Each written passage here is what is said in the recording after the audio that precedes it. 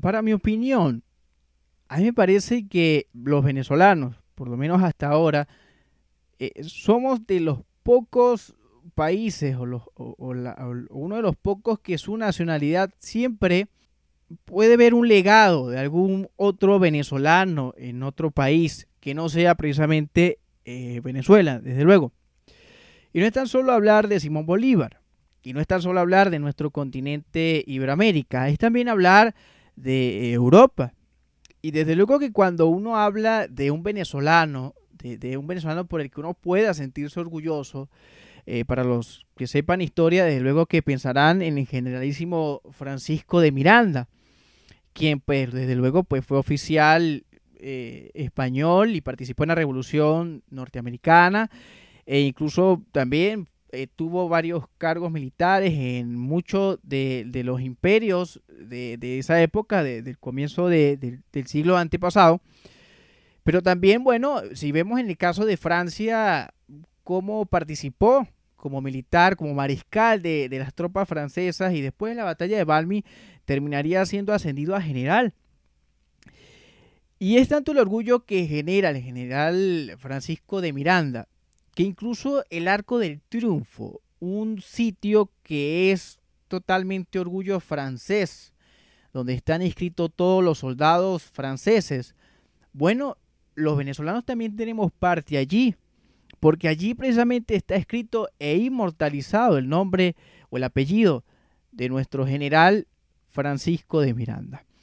Hoy estaremos conversando eso, por lo menos como después de 100 años, a comienzos del siglo pasado, venezolanos precisamente en Europa también volverían a hacer historia y también serían hoy en día motivo para nosotros de un inmenso orgullo nacional.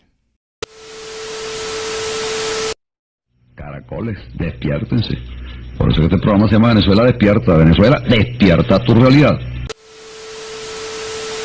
Ok, señores, ¿qué tal? ¿Cómo están? Sean bienvenidos todos a un nuevo episodio de Venezuela Despierta, el podcast donde estaremos resaltando la importancia de la venezolanidad.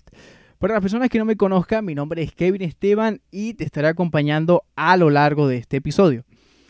Es importante mencionar que para comienzos, o mejor dicho, para el final del siglo XVIII, antes de que comenzara la Primera Guerra Mundial, Venezuela estaba pasando por lo que eran guerras civiles y levantamientos de caudillos regionales.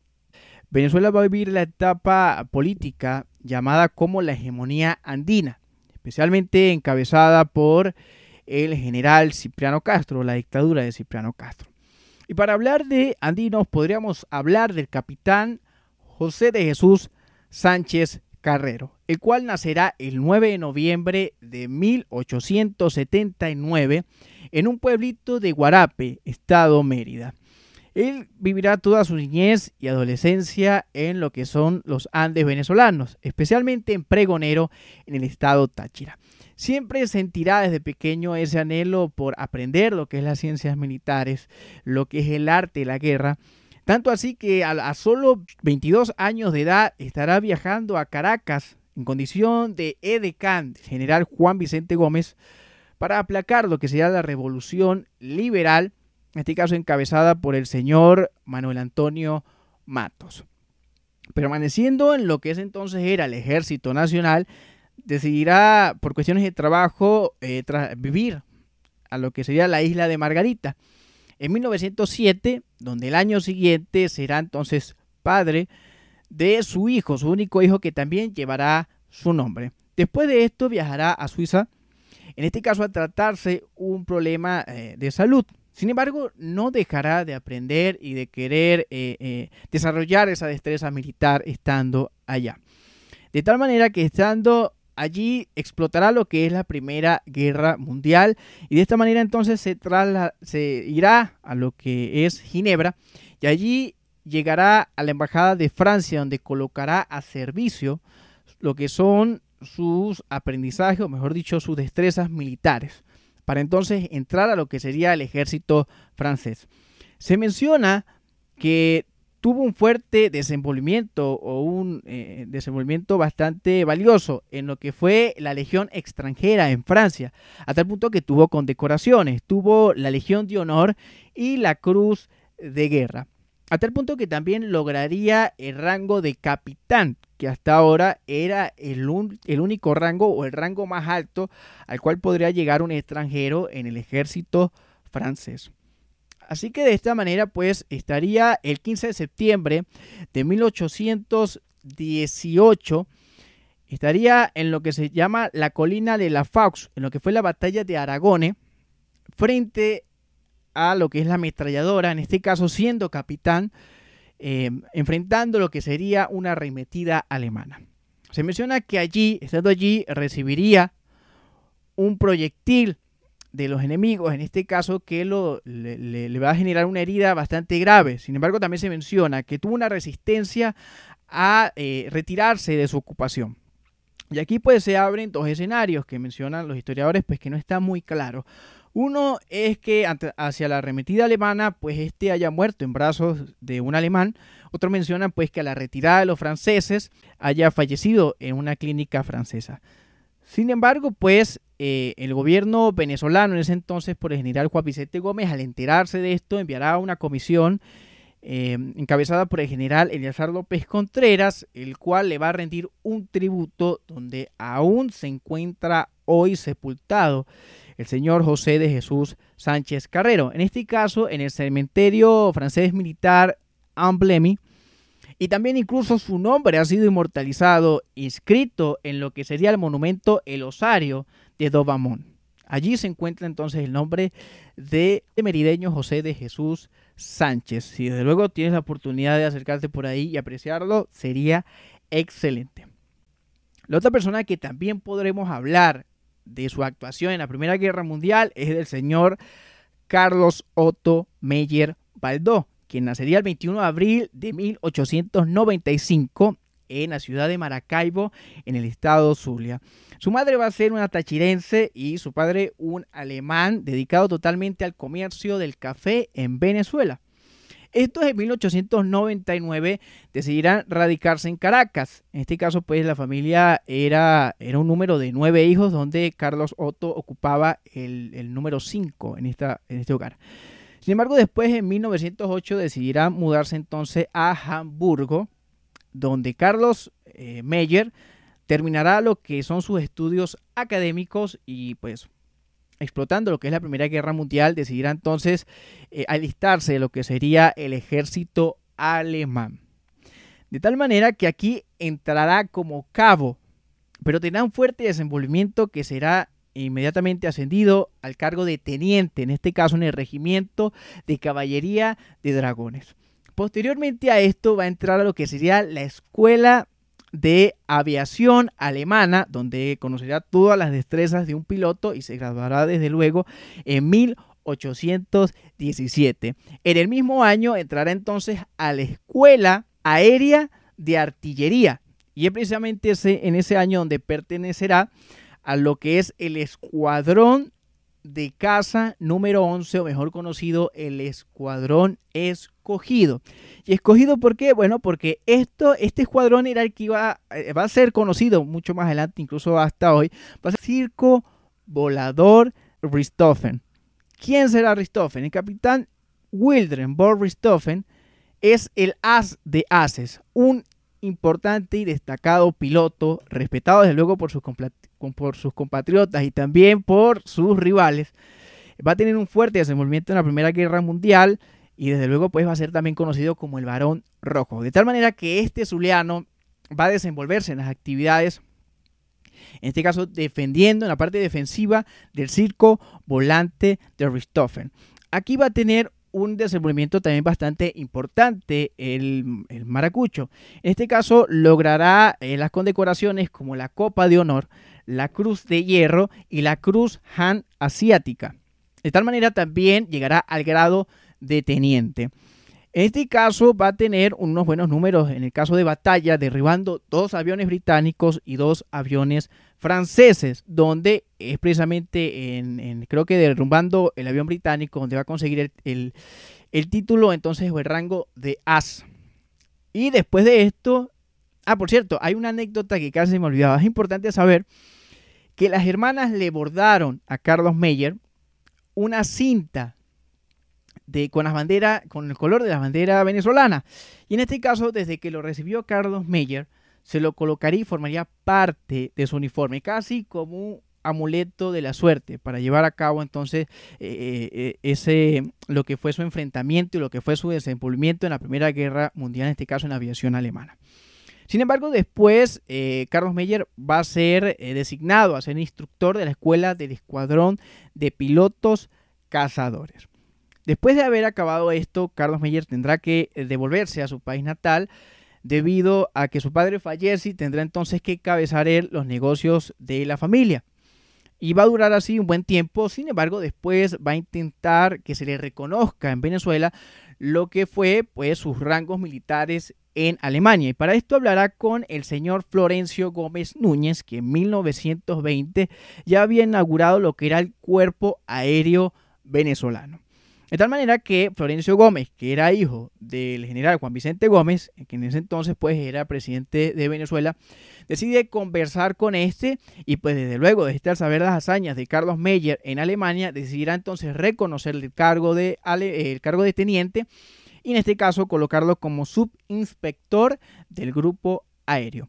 Ahora, Carlos no podía volar aviones militares, pero el único que pudo volar, o hasta ahora el único que pudo elevar, sería el caso del biplano Stearman C-3B, en el cual sería el último vuelo que ejercería, en este caso en Maracay. Se montaría allí con su mecánico Héctor Arias y pues al realizar piruetas, este avión que ya había tenido varias fallas anteriormente no resistió tales piruetas y pues la máquina se fue hacia abajo el avión y trágicamente moriría Carlos Meyer el 23 de noviembre de 1933 al estrellarse pues en ese vuelo en Maracay. Desde luego su ceremonia fúnebre estuvieron legionados enviados de Alemania, en este caso pues desde luego representantes de la aeronáutica alemana, los cuales le rindieron una corona con unas muy bellas palabras dedicadas a Carlos Meyer, quien hoy actualmente se encuentra enterrado en lo que es el Cementerio General del Sur, que todos los caraqueños sabemos muy bien lo muy dejado que está el cementerio, incluso donde también se han perdido restos de otras personas y figuras importantes de Venezuela, como es el caso del general y presidente Isaías Minangarita, y como también fue el novelista y presidente, desde luego, el señor Rómulo Gallegos.